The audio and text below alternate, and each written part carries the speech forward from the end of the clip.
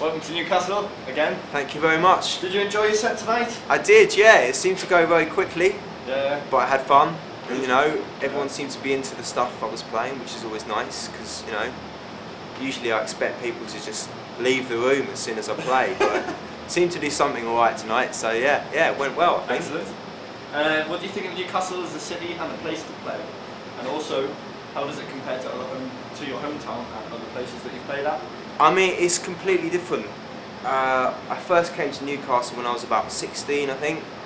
I'd just been dumped by my girlfriend, and I came up north to stay with a friend who was at uni here, and I think I came to Superveillance when you were over at the university. Yeah. And I remember seeing Optical there. I was about 17, you know, very much in awe of everything that was going on, and yeah, I mean, it's a great city.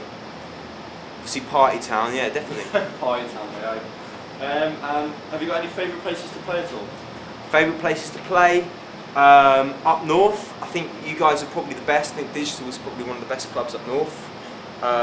So, you know, you've got Mango and Edinburgh, which is shut down now, but apart from that, you're pretty much the spot up north. Aside from that, I really enjoy playing at Spoonfed, which is our own night in Cambridge, because it's a kind of homegrown thing, do you know what I mean? The home crowd. Aside from that, always the ends, the Shogun nights at the ends, kind of loads of different nights across Europe. I'd mention Star Wars in Belgium, that's a really good one. Room in Tokyo. I think Roscoe played that Star Wars thing recently. He's amazing as well. Yeah, it's a sick club. Have you got any production tips for anybody, producers out there, sort of studio setup that you've got in personally? Or? Production tips, I'd say just kind of listen to your heart, as cheesy as that may sound. Just kind of go with whatever you've got going at that time. I wouldn't really give any production tips as far as EQ and all that compression and that bullshit is concerned, because I don't really think it matters at the end of the day. What really matters as far as tunes go, as far as I'm concerned, is having the right vibe around it.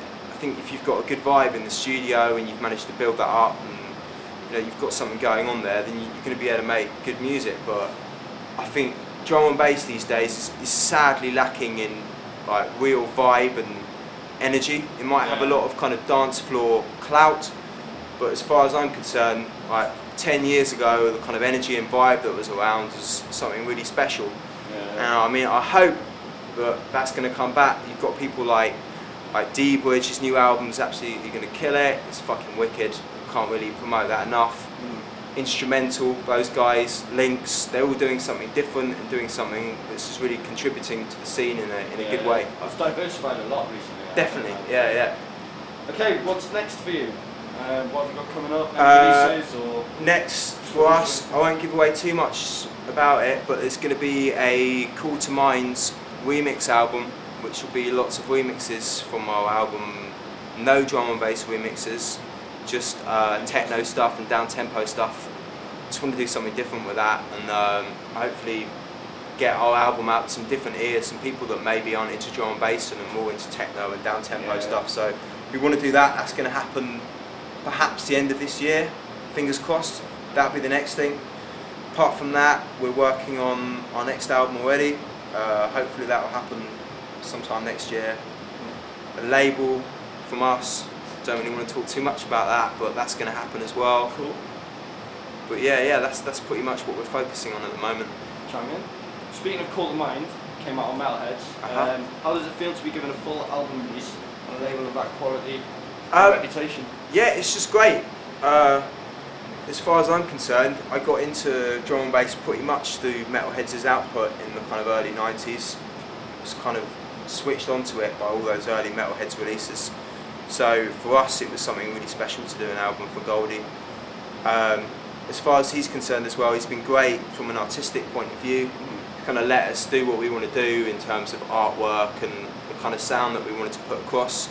He's very understanding about that, and as he's an artist himself, I think he understands that when you're compromised on these things and you're told what to do, it doesn't come out the way it should do, you know what I mean? He often expresses that he doesn't sort of want to compromise his own music. Definitely, do you know what I mean? He's kind of gave us a free rein and was just like, you know, come back to me when you think you've got an album with some worth.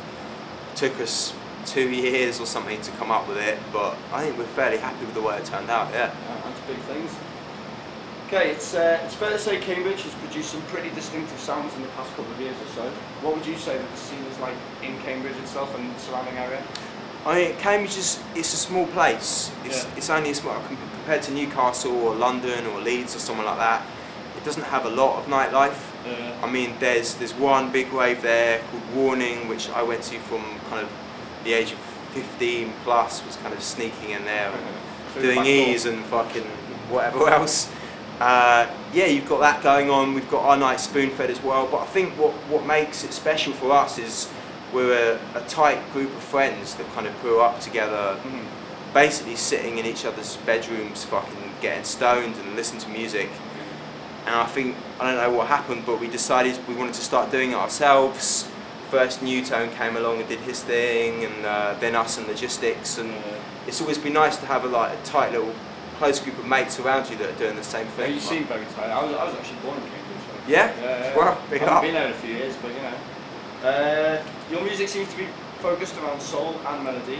That's quite different to a lot of drum and bass out there at the moment. What attracts you to that kind of sound? I wouldn't really say so much soul in terms of like soul music, but we're very keen on making sure that everything we do has got some sort of element of soul to it. But even if it's a really hard track, a hard dance floor kind of orientated track, we try and have things in it that people will listen to and listen to in a different way. I mean, we did that Electric thing, which was full of 808 state samples, and we did Talk to Frank, which I think kind of, you know, captured a little vibe that was around at that time, which we're really pleased with. But I think just things that have energy but are still, you know, acceptable to listen to at home. You know what I mean? There's no point in doing music that just lashes it out on the dance floor and does nothing to your head. As far as I'm concerned, music in general, not even talking about drum and bass, if it's not doing anything to you in terms of like your soul and the way you feel and like your emotions, then it's not doing its job. So as long as we always try and have some sort of emotion to it, no matter what that be, then we're generally happy. Yeah. Well, following on from that, the next question was, do you ever feel like saying fuck it and just bashing out a jump up track? Never, never. Fucking seriously. If you ever see me do that, put me up against this fucking very wall and shoot me, basically. No wobble. I'm not going to mention any names, but I fucking hold a lot of what's going on in drum and bass in disdain at the moment. I think it's a depressing situation.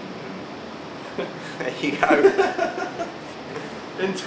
In terms of the scene as a whole, you are relative newcomers. Can you tell us about some of your influences and what it was that inspired you to start making drum and bass? I'd say pretty much everything we were kind of growing up. You mentioned Metalheads earlier. Well. Metalheads was a major one. Everything we kind of grew up around. I mean, not just in terms of music. I mean, the 90s was quite an important space of time for us in terms of the stuff that was going on, the films that were coming out, like you know, the insurgence of Mango and like Akira and films like that. Just loads of different outside influences that have, you know, come together and make something that's very sort of definitively English and definitively sort of 1990s in its sound, I suppose. And production-wise, your music is some of the crispest, cleanest sounding out there. What tips do you have for aspiring producers in achieving similar sort of quality of sound? I'd just say, just really you know, just listen to the sounds you've got. I mean, I know for a fact that when we go through our hard drive, I'd say probably 70% of the sounds in it are just redundant. You want to go for sounds that are already crisp and well produced before you do anything to them. I mean, it's that whole thing, you can't polish a turd.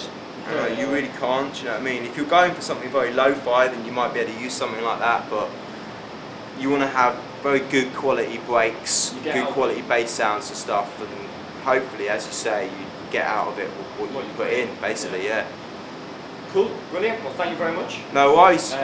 Commix, newcastlebeats.com. Excellent, thank you very much.